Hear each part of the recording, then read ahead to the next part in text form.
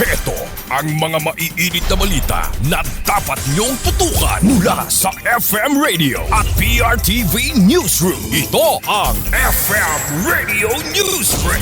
FM Radio Newsbreak.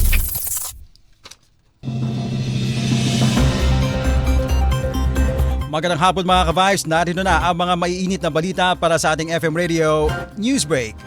Posibleng umusad bago matapos ang Marso ang panukalang batas laban sa political dynasty ayon kay Senadora Risa Hontiveros. Bilang chair ng Senate Committee on Electoral Reforms, sinabi ni Hontiveros na target nilang aprubahan ang panukala na magbabawal sa mga magkakamag-anak hanggang sa ika-4 na antas ng consanguinity na sabay-sabay o sunod-sunod na humawak ng posisyon sa gobyerno. Samantala, nagpahayag din ng suporta si Bacolod City Mayor Greg Gasataya sa pagsisimula ng malinaw na talakayan at pagbalangkas ng framework para sa pagbabawal ng political dynasty.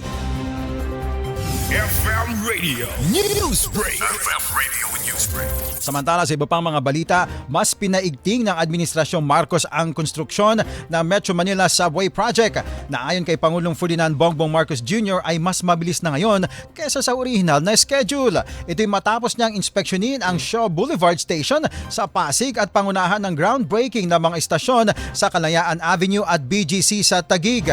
Target ng Department of Transportation ang demo run sa unang quarter naman ng 2028. Ang 33.1 kilometers na subway, ang kauna-unahan sa bansa, ay magkakaroon ng 17 stations mula Valenzuela hanggang Taguig na may connection naman sa Ninoy Aquino International Airport Terminal 3 at pinopondohan ito ng Japan International Cooperation Agency o JICA. Kapag natapos, inaasahang magseserbisyo ito sa 500,000 pasaheros kada araw at may biyahe na aabot lamang sa 46 minutes mula dulo hanggang dulo. FM Radio Newsbreak. FM Radio Newsbreak. At sa ating panguling balita mga ka-Vibes, posibleng tumaas muli ang presyo ng langis sa susunod na linggo dahil sa tumitinding tensyon sa Iran ayon yan sa Department of Energy. Batay sa 4 na araw na trading sa Min of Platts Singapore o kaya MOPS, tinatayang tataas ng humigit kumulang 95 centavos kada litro ang gasolina, 10 centavos naman ang diesel at 25 centavos naman ang kerosene.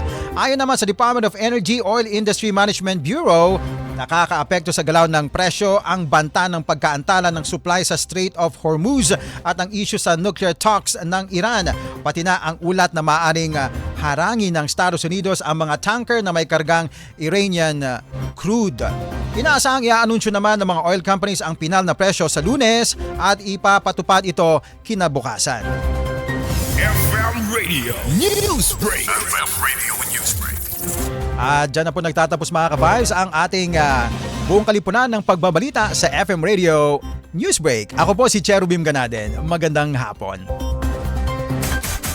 Inyong narinig ang FM Radio Newsbreak dito sa FM Radio, Favorite Music Radio.